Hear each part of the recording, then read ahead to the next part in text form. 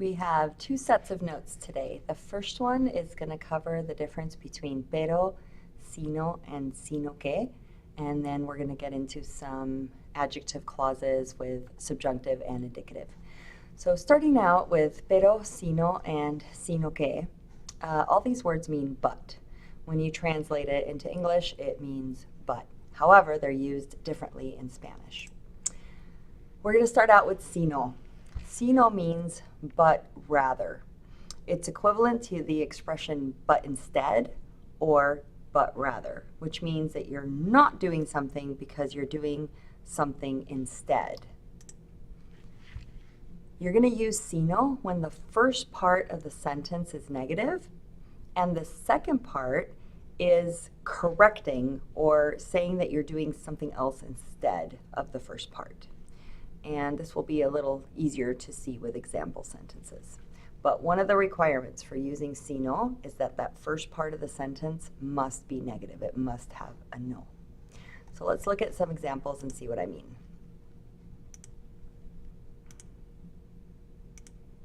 In the sentence, no jugamos fútbol, sino tenis, you notice that it starts with a no, and I'm saying that we didn't play soccer.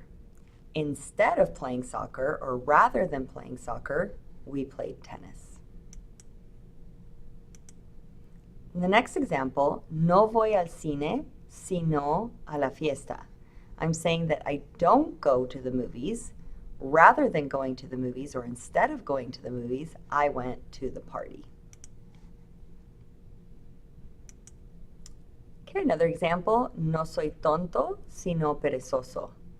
I am not dumb, but rather I am lazy. So instead of being dumb, I am lazy. See how that second part corrects the first part. Okay, another example, no hablé con Raúl, sino con Jorge. I'm saying I did not talk to Raúl. Rather than talking to Raúl, I actually talked to Jorge. Okay, so you see how these mean but rather or but instead. Pero is used when I'm just saying but. It doesn't matter if the first part of the sentence is affirmative or negative. And it doesn't matter if I'm correcting the sentence or not. I'm just saying I didn't do this, but this. Or I did do this, but this. I'm not saying but rather or but instead. There's no direct contradiction between the first part of the sentence and the second part of the sentence. Again, I think it'll be easier looking at examples. So if I say, mi primo no es americano, pero vive en California, I'm saying that my cousin is not American, but he lives in California. You don't have to be American to live in California. So it doesn't contradict it, you're just saying but. Okay, another example, Marta no es alta, pero juega bien al baloncesto. So Marta isn't tall, but she plays basketball well. You don't have to be tall to be good at basketball. It's not directly contradicting it. I'm not saying but rather or but instead. I'm just saying but. Okay, another example. No soy astrónomo, pero me gusta saber de las estrellas. I'm not an astronomer, but I like to know about stars. You don't have to be an astronomer to know about stars. It's not directly contradicting the sentence. All right, so one thing I do want to point out is that in using pero, all of the first two examples I gave you did have a no in front of it. So in these sentences, you would have to look at it and decide whether the answer would be pero or sino. However, in this last sentence, you see it starts with, oh, this one has a no as well, just kidding. But if the sentence started with an affirmative statement, you know automatically that the answer can't be sino, that it has to be pero, because sino requires a negative answer. So that's the main thing you need to know is the difference between pero and sino. But you're also going to be introduced to the expression sino que. Now, sino que is used instead of just sino by itself when the second part of the sentence has a new conjugated verb after it.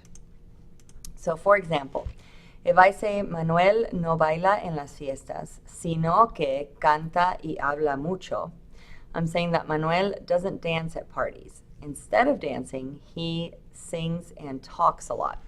So you notice that the verb cantar and the verb hablar are different from the verb bailar, and so I have to go back in and put in the que.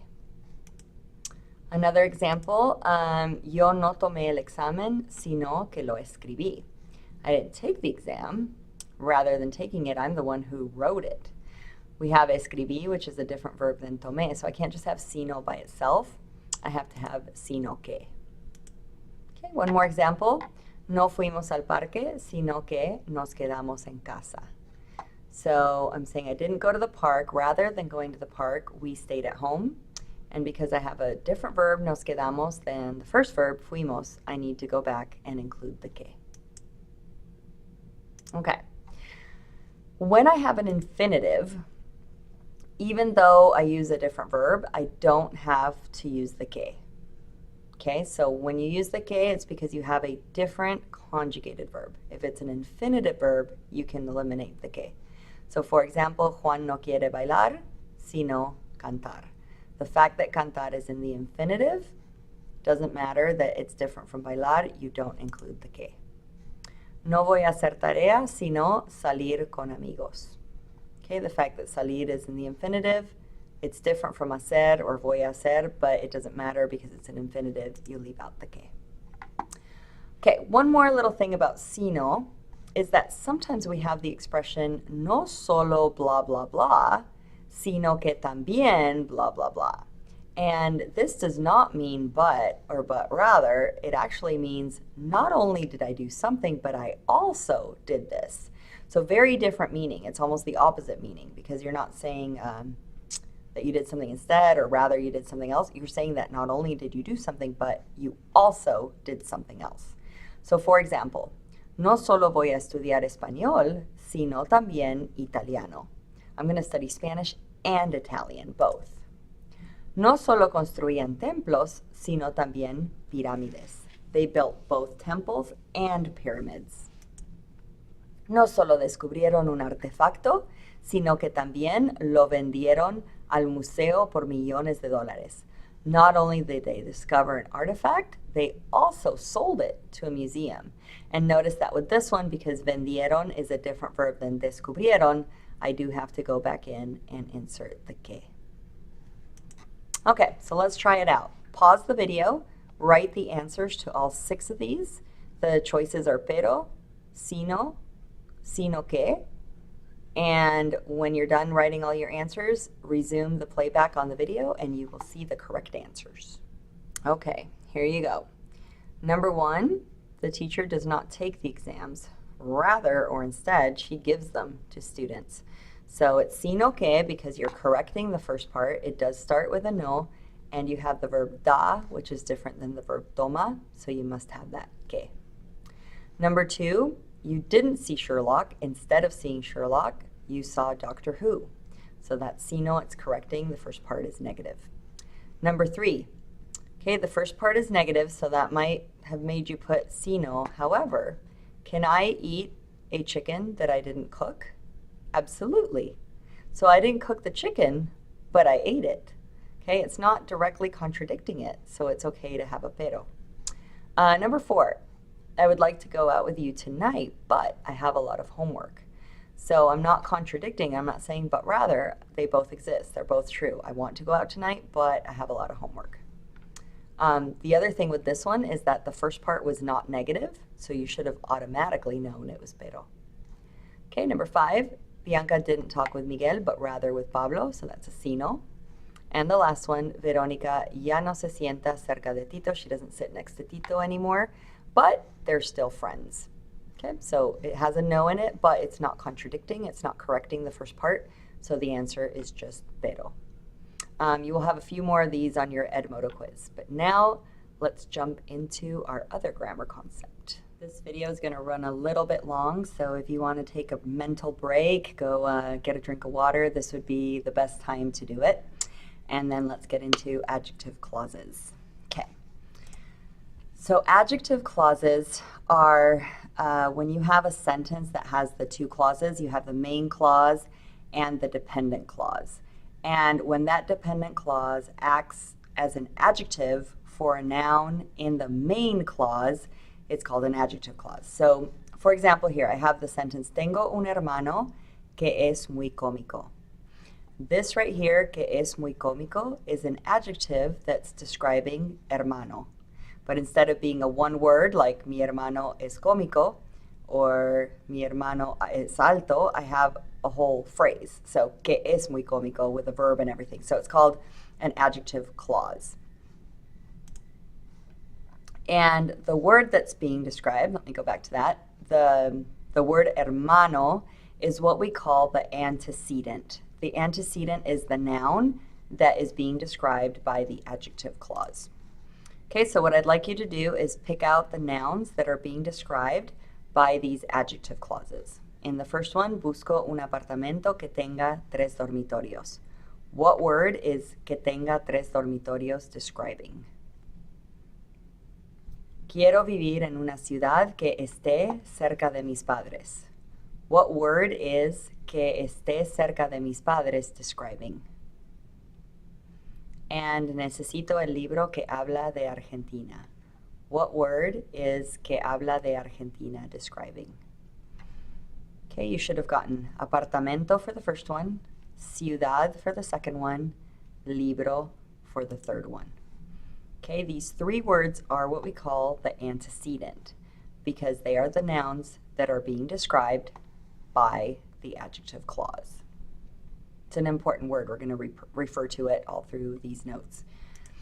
Okay, so now indicative versus subjunctive, you figure it out the following way. When the antecedent is known, you're talking about a particular noun that you know which one you're talking about and you know it exists, you're going to use indicative in your adjective clause.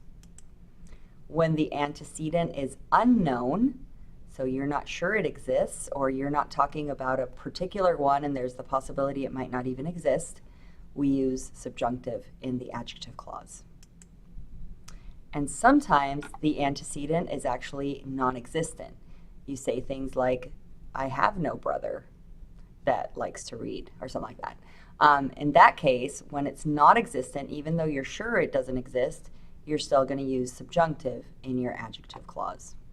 And I think this will all make a little more sense when you see examples. Okay, I have a lot of examples. Necesito un libro que explique la cultura maya. Okay, so my antecedent is un libro, and the articles become really important in this, the verb plus the article. So I need a book that explains the Mayan culture. Any book? Is there a particular book? Do I know the title of the book? Am I holding the book in my hand? No. It's any book. As long as it explains the Mayan culture, it'll work. So I don't have a particular book in mind. And so in that case, the antecedent is considered unknown, and that is why explique is in subjunctive.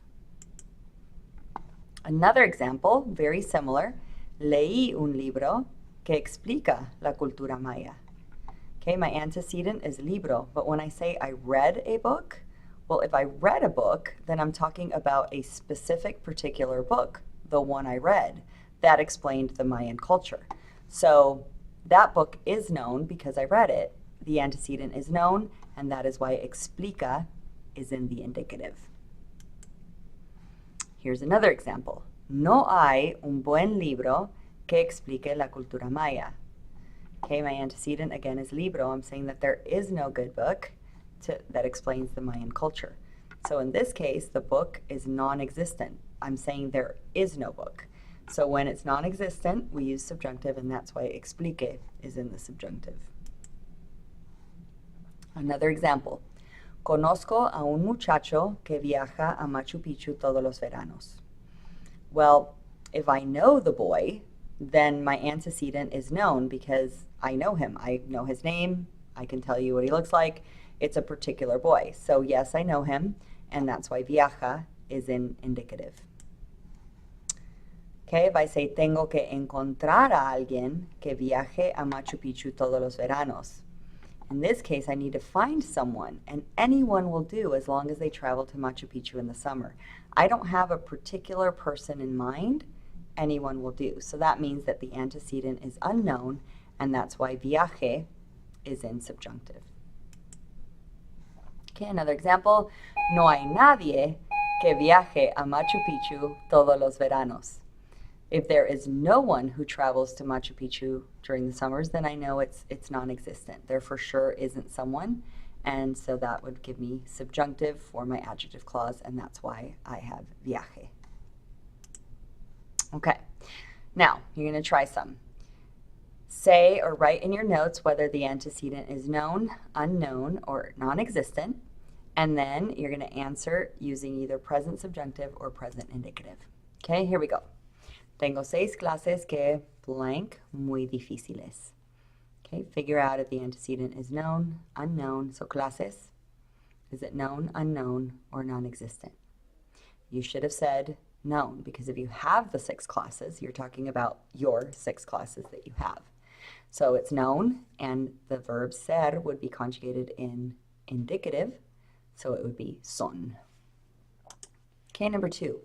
Este verano quiero ir de vacaciones a un lugar que blank playas bonitas. So lugar, is it known, unknown, or non-existent? Okay, you should have said that it's unknown. I will go anywhere on vacation as long as it has pretty beaches. I don't have a particular place in mind. So that makes it unknown, and that makes me use tener in the present subjunctive, which would be tenga. Número 3. Quiero seguir una carrera que blank interesante. So decide if carrera is known, unknown, or non-existent. And you should have said unknown, because any career, as long as it's interesting, that would make it be subjunctive, and your answer would be sea. Last one. No conozco ningún parque que blank tan bonito como este. Think about whether parque is known, unknown, or non-existent, and think of what the answer would be. If you don't know any park, then that means it's non-existent, and you would use subjunctive with it, and your answer would be sea. Okay, that is the conclusion of the subjunctive versus indicative with adjective clauses, and you will have an Edmodo quiz with some practice with pero, sino, sino que, as well as choosing between subjunctive or indicative with these. Muchas gracias.